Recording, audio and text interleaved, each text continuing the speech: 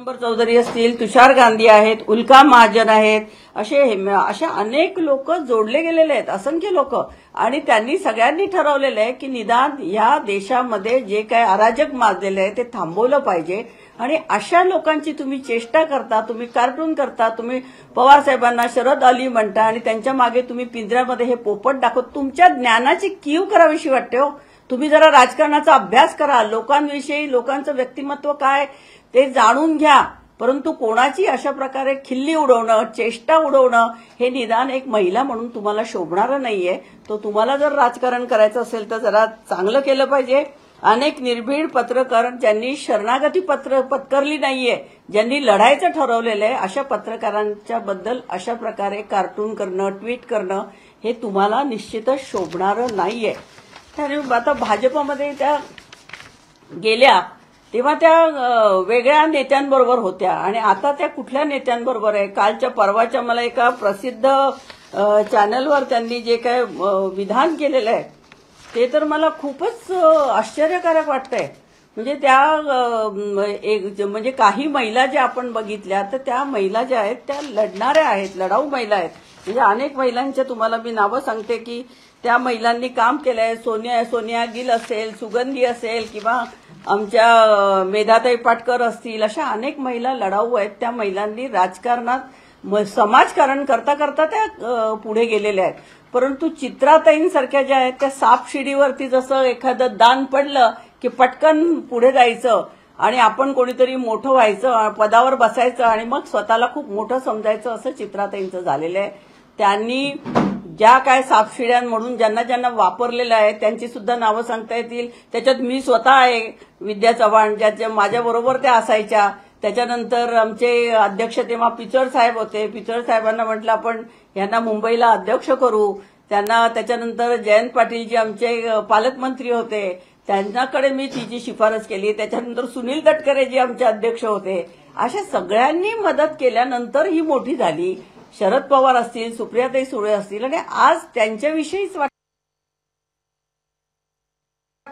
आणि प्रत्येक वेळेस त्यांनी जे काय सांगितलेलं आहे ते की मी परवा जी त्यांची हे बघितलं मी एका टीव्हीवरती चर्चा करताना, तर त्या देवेंद्रजी इतक्यादा म्हणालेल्या आहेत आणि त्यांनी खोटे आरोप केलेले आहेत. त्याच्यामध्ये त्यांनी सांगितलंय कुठले ऍडव्होकेट कोण बरं, चव्हाण, ऍडव्होकेट प्रवीण चव्हाण हे मी म्हणत नाही. त्यांचं मी चॅनलवरती ऐकलं की हे चित्रा वाघ म्हणत नाही, हे देवेंद्रजी म्हणत नाही, हे ऍडव्होकेट प्रवीण चव्हाण म्हणतायत. ते काय म्हणतायत की मी शरद पवारांचा ऑपरेटिव्ह एजंट आहे. हे कोण म्हणतायत? ते वकील म्हणतायत, असं म्हणतायत. मला डीजीशी जोडून दिलंय.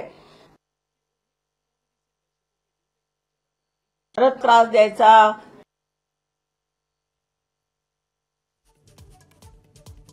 शरद पवारांच्या नावावर केलंय. पण ह्याचा अनुभव मी घेतेय ना. तुम्ही सांगताय की देवेंद्र फडणवीसजी असं करत नाहीत, तुम्ही सांगताय की चित्रा वाघ बोलत नाहीत, हे वकील करतायत.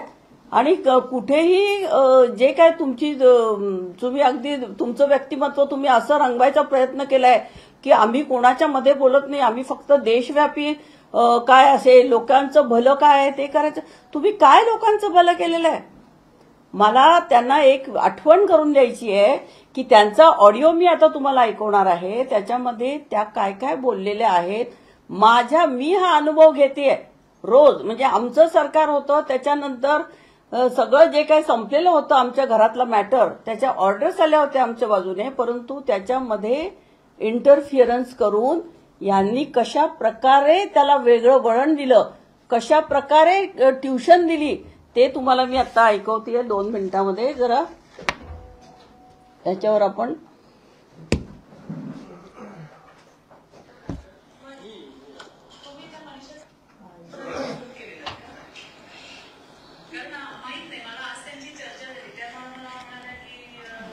Welcome to MC Music World. Bluetooth mode. Connected. त्या मनीषा चौधरींना फोन केलेला का? कारण माहित नाही मला, आज त्यांची चर्चा झाली. त्या मला म्हणाला की तर मी काही बोललेच नाही. माझं चंद्रकांत दादांशी बोलणं झालं तर ते मला म्हणाले की आहे का तुमच्या संपर्कात. म्हणजे नंबर तर आहे आणि मी सकाळपासून ट्राय करते तर नंबर काही लागला नाही. तर आपल्या दोघांचं या विषयावर बोलणं होणार आहे हे मला माहित नाही. आणि मग तुमच्याशी बोलणं झाल्यावर मी 2 माणसं लावली होती कामाला की जरा शोधून काढा मला म्हणजे. इनफॅक्ट मी एका IPSला सांगितलं की ते FIR वरचा मला ऍड्रेस पाठवा म्हणजे मी तिच्यापर्यंत पोहोचू शकेन. पण त्याच्या आधीच तुमचं माझं बोलणं झालं. दादांना सांगा की डॉक्टरांनी पण सांगितलं की मी गौरीला भेटायला चालली आहे तर काय म्हणते म्हटलं आपल्याला जरा बघूयात. आणि आमचं इनफॅक्ट 2 दिवसापूर्वीच हे बोलणं झालं की आपण तिच्या मागे पार्टी म्हणून नाही पण एक आपण तिच्या मागे स्ट्रॉंगली उभं राहायला पाहिजे असं की तिला आपल्याला काय मदत करता येईल. कारण कसं आहे आम्ही पिक्चरमध्ये आलो ना तर तुझ्या केसला वेगळं म्हणायला लागेल आणि ते मला नकोय. त्यामुळे तुला आम्हाला मागे राहून तुला जी मदत करता येईल जो सपोर्ट करता येईल की काय बोलायला हवं नक्की तिचे मुद्दे कसे खोडून काढायला हवे. म्हणजे ऍक्च्युली काय बोलायचंय कारण कसं आहे जेव्हा मी बोलते they take a very long by त्याच्यामध्ये ते 3-4 मुद्दे जे 10 सेकंदात टू स्टार्ट विथ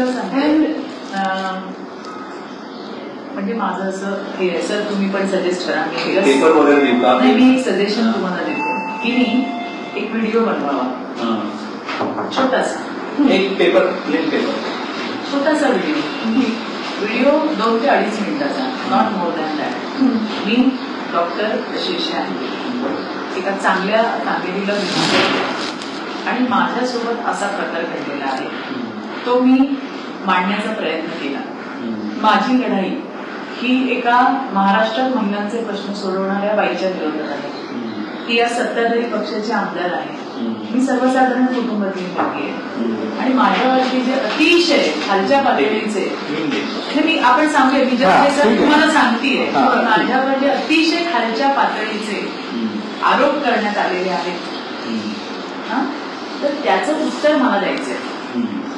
अशा पद्धतीमध्ये एक छोटासा व्हिडिओ आणि तो व्हिडिओ आपण गौरी सगळ्या न्यूज चॅनलला टॅग करायचा ट्विट करायचं ते लगेच तुझ्याकडे येते की आम्हाला कधी वेळ देत आहे.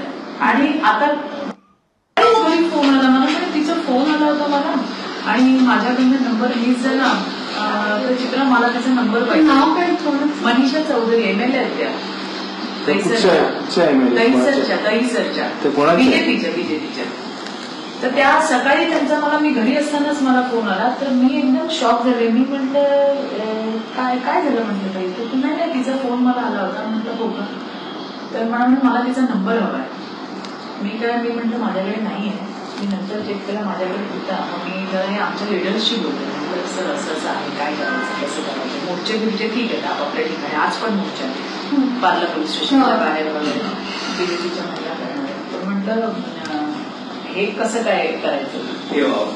याची ही तीच आहे बीजेपीचीच आहे कॉर्पोरेटर याची बायको काय परागळवणीची ज्योती अडवणी काय म्हणजे पार्लेची कोण कॉर्पोरेटर मी पोलीस स्टेशनचं म्हणते कारण मग ते ऑर्गनाईज करू शकतील. नाही केलंय आज मोर्चा आहे काल मोर्चा तू आवाहन करते याच्यामध्ये की पवार साहेबांना मला सांगायचंय आणि सुप्रियाताईंना महिलांच्या सक्षमीकरणासाठी तुम्ही काम करतात मला न्याय मिळवून द्या. हे तुला आव्हान त्याच्यात शरद पवार आणि सुप्रिया सुळे त्या दोघांनी. आणि तू जेव्हा बनवशील ना तो पहिला हे यांच्याकडे मामा दोघांना पाठव ओके करून पाठवणार आहेस तू. आज काय तारीख आहे सर 5. ऍक्च्युली आज तो व्हिडिओ गेला पाहिजे. कारण काय गेला पाहिजे महिला आणि यांचा आजचा दिवस जो आहे ना ते सेशन चालू आहे त्याच्यामुळे ते गेलं पाहिजे. मी आताच इकडे एक्झॅक्टली 5 ओळी लिहून टाकते आणि मी करून टाकते. 5 ओळी नको चांगलं मोठं नाही चांगलं झालं तू आधी समजून घे. हे लिहिलंस ना लिहून आपण वाचलं ना तर त्याच्यामध्ये जो नॅचरलनेस असतो की नाही बोलण्यामध्ये तो येते. जशी फक्त तुला काही पॉलिटिकल गोष्टी बोलाव्या लागतील त्या या शेवटचं वाक्य ते आहे की मला या माध्यमातून सांगायचंय आवाहन करायचंय राष्ट्रवादीचे अध्यक्ष शरद पवार आणि त्यांची मुलगी सुप्रिया सुळे यांना की तुम्ही महिलांसाठी नेहमी उभे असता. मी सुद्धा या राज्यातली एक महिला आहे आणि तुमच्या आमदाराने महिला आमदाराने तिचं नाव घे त्या चव्हाणने माझ्यावरती जो अन्याय केलाय मला त्याच्यामध्ये ज्ञान मिळवून देण्यासाठी तुमची सुद्धा गरज आहे. तुम्ही मला मदतीला पुढे या हे मी आवाहन करते. No means no. म्हणजे देवेंद्रजी आहे, देवेंद्रजी आहे, बोल. देवेंद्रजी साहेब नमस्कार. हां हां ओके ओके ओके जरा हां ओके ओके थँक्यू. अण्णा बोलतोय माझ्या मुलीशी 2 मिनिटं. हां बरं ठीक आहे. आय एम पिक्चर पाहिजे काही काळजी करू. काही प्रॉब्लेम नाही. ते मला म्हणते तुम्ही तो व्हिडिओ घ्या आणि आपण आपल्या पद्धतीने सगळ्या मीडियामध्ये पाठवूया. पूर्ण आपली बॅकिंग तिला देऊया आणि आम्ही कुठे पिक्चरमध्ये येणार नाही. कारण तर आपण तिच्या मागे पूर्ण उभं राहू. तुम्ही म्हणजे तिच्या वडिलांशी तुम्ही बोलाल, बोलतच नाही, काय प्रॉब्लेम नाही. तर आम्ही आहोत सगळे मागे, त्याच्याबद्दल काही वाद नाही. फक्त तो व्हिडिओ जरा कधी करणार आहे हे आहे. म्हणजे मी हा ऑडिओ तुम्हाला ह्याच्यासाठी ऐकवला की त्या ज्या वारंवार म्हणत असतात की आम्ही कोणाच्या मध्ये बोलत नाही, आम्ही अगदी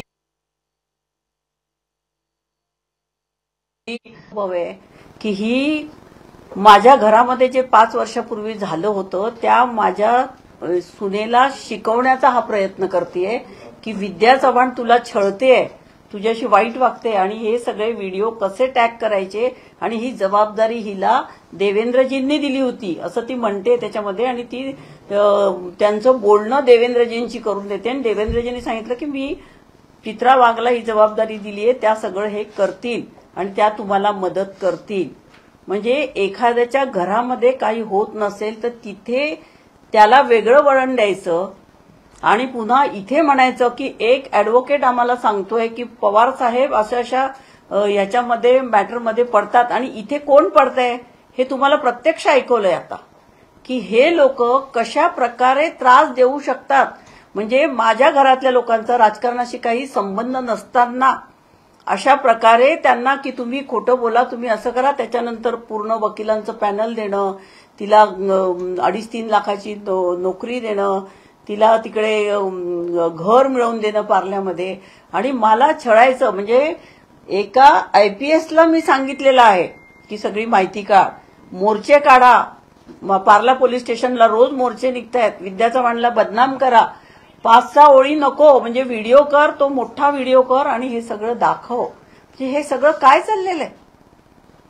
तुम्ही खोट्या प्रकरणामध्ये लोकांना त्रास द्यायच्यासाठी करताय. माझा अनुभव आहे आणि चित्रा वाघने अशा प्रकारे करावं.